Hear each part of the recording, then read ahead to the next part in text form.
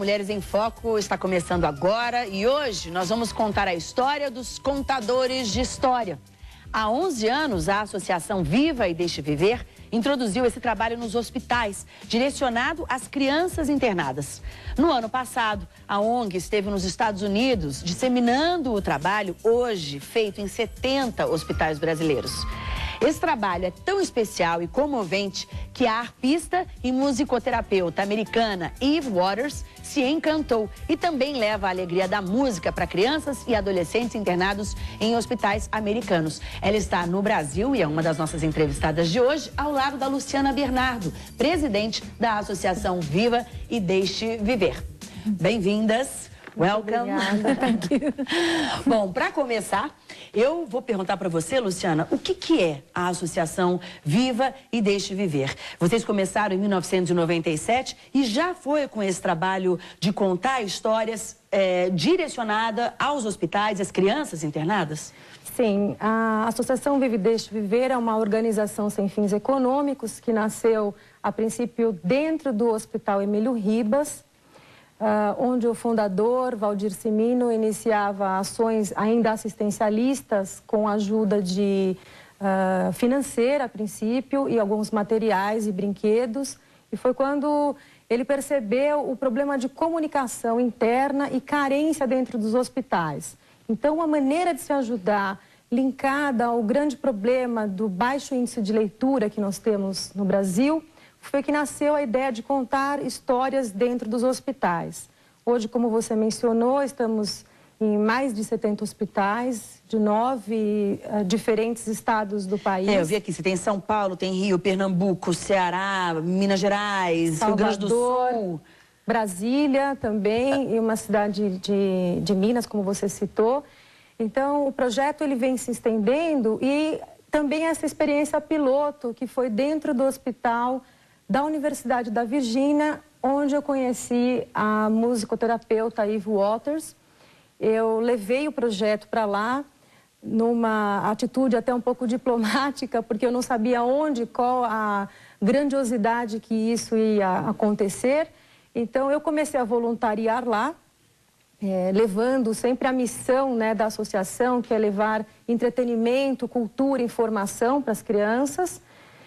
E também de uma maneira consciente, constante e comprometida, que é a fórmula mágica dos 3 Cs que a gente usa como a visão da nossa associação. E desse trabalho voluntário que vocês fazem, essa questão da constância é muito importante, porque às vezes a pessoa vai uma vez a um hospital, a um asilo e não volta mais. Isso às vezes pode até provocar o efeito inverso, da pessoa se sentir até abandonada. Aquele paciente, aquele idoso, E esse é um grande desafio aqui no Brasil, porque a gente sabe que o índice de evasão é muito grande, o problema cultural de não praticar o voluntariado é bastante grave, o que não acontece nos Estados Unidos, que a cultura já é bem mais ágil, mais aberta para isso. Então, quando eu cheguei lá nos Estados Unidos, eu comecei a contar história. Eu não tive apoio, obviamente, da equipe médica, porque eles não conheciam o projeto, então foi uma conquista, foi uma determinação minha. E eu percebi algumas diferenças, claras. Por exemplo, a ênfase do problema da infecção, lavar as mãos sempre, óbvio, que a gente também tem aqui em nosso treinamento, mas lá com uma ênfase muito grande. E a confiabilidade, não falar de pacientes, o que está acontecendo no hospital. Por outro lado, eu percebi que, comparando com o treinamento que eu tive ainda como voluntária da associação, que naquela época eu era, ainda sou, mas hoje uma responsabilidade ainda maior, claro, como presidente. Então, eu resolvi trocar um pouquinho, dar o que eu aprendi aqui no Brasil para eles. E eu ministrei um workshop onde nós nos conhecemos. A Eve como contadora de história para outros públicos e também musicoterapeuta cantando, tocando e cantando dentro dos hospitais. Ela resolveu, o destino nos aproximou, eu diria assim. Então, foi Destiny together. I think so. Yeah, did you? What was your first impression when you met Luciana and her work? Qual foi a primeira impressão dela quando conheceu a Luciana e o trabalho da associação? She's so beautiful. She has that Brazilian radiance, and that comes in her work, and she's so committed. I wanted to know more. Ela falou primeiro que ela era tão bonita, né? Tem essa coisa radiante do brasileiro e tão aplicada no trabalho dela que ela teve essa vontade de conhecer, se aprofundar mais do que se tratava. And what did you think about it? Have you ever seen something alike in the States? Você já viu alguma coisa parecida? Já tinha visto nos Estados Unidos? I have, for 25 years, had 2 careers as a musician and a storyteller. And I haven't seen a storytelling program like this, and I can see how many people would love to express this loving service. Mm-hmm. And I thought I was too busy to be involved. But here I am. I came all this way to find out more, and it's very, very impressive.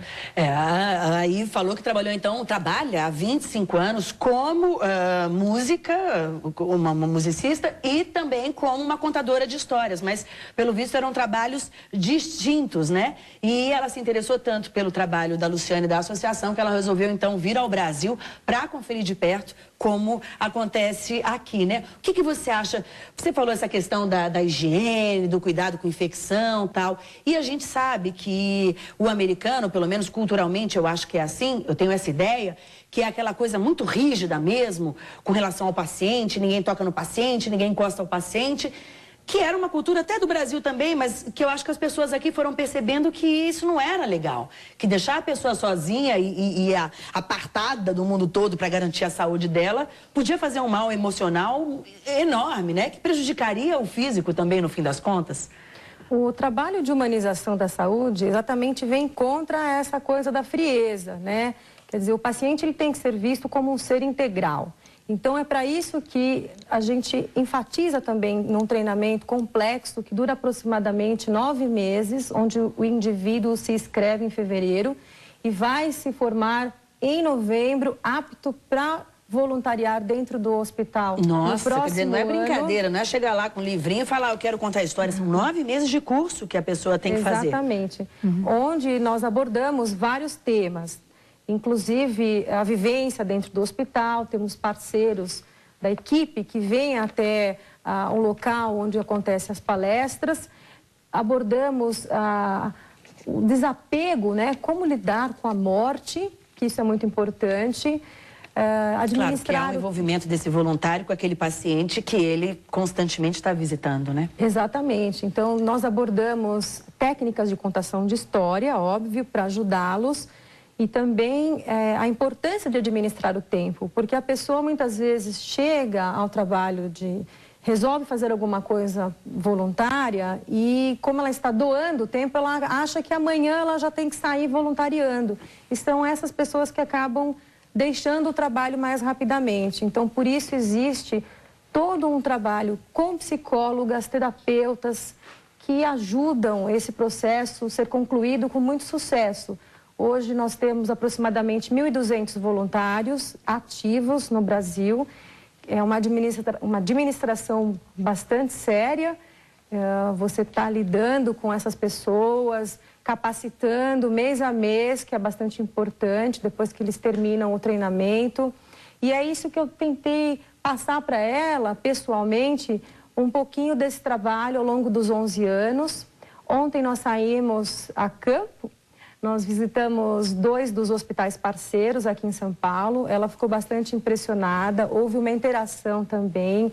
Ela tocou harpa, ela ficou muito feliz. Então, acho que... Dentro de uma UTI, special place in the hospital, you went into, you got into the unidade de terapia intensiva, né? She can tell. Yes. Intensive care. Yes, yeah. Intensive care, that's it. How did you feel? Como é que foi para você?